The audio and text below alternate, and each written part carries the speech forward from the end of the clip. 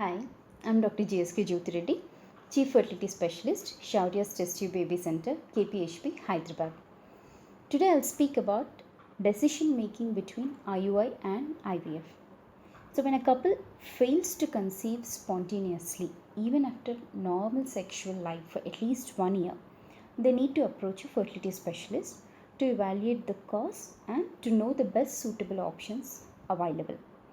There are some indications wherein IVF is the only option, like bilateral tubal block, grade 4 endometriosis, very low ovarian reserve, premature ovarian failure, or those with severe oligoasthenia and teratospermia. But there are some situations where the couple is given an option to decide between IUI and IVF, like people with prolonged married life or those with female age more than 35 to 36 years, or people who have already undergone few cycles of ovulation induction and IUI, and those with single tubal block with history of ovulation repeatedly from the blocked side, or those with mild to moderate male factor infertility, those with previous history of ectopic and then following secondary infertility, or those who have already undergone 2 to 3 cycles of IUI. So these are the people who face dilemma in decision making. And for these people, there are some useful factors which help in the decision making. First is the cost factor. IUI is comparatively cheaper than IVF. So young couple and those with mild male factor infertility or those with good ovarian reserve, mild to moderate PCOS, these are the people who benefit from IUI and can opt for it. And the surgical risk. IUI is a non-invasive procedure, but even IVF also is a very low risk and safer procedure with very minimal discomfort. So those people with clear-cut indications to IVF can freely opt for this procedure considering the risk-benefit ratio. And time to achieve the pregnancy.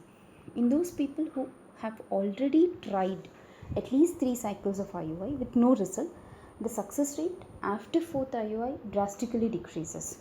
And in these people, IVF will be the better option. With IVF, they'll have more success rates and the time taken for conception will be less. Age factor.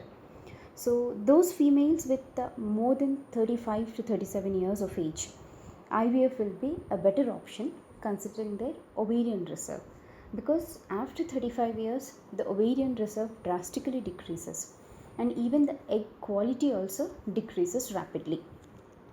In those who have undergone tubal recanalization and have secondary infertility, IVF will be a better option, because in these people with IVF the chances of conception are more and the ectopic pregnancy risk is very less. But when coming to IUI, if those with tubal recanalization undergo IUI, the ectopic pregnancy risk will be very high. And in those with history of previous ectopic pregnancies and history of ovulation repeatedly from the blocked side, IVF will be a better option, as even in these people also the ectopic risk is very low with IVF and the conception chances are fairly good.